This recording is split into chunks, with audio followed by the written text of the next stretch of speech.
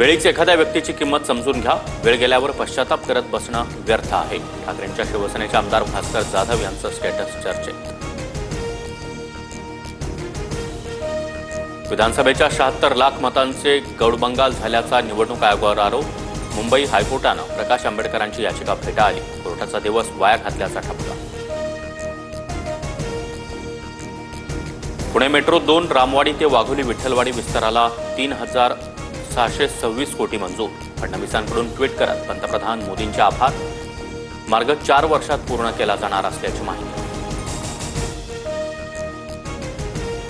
देशातील एका काळ्या कुट्ट अध्यायाला 50 वर्ष पूर्ण.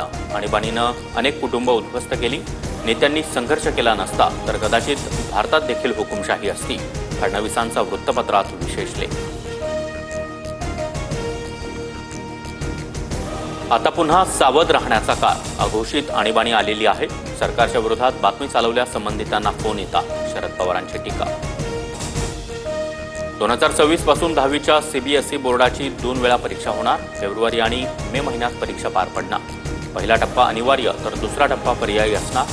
जास्त गुण अंतिम निकालात ग्राह्य धरले जाणार.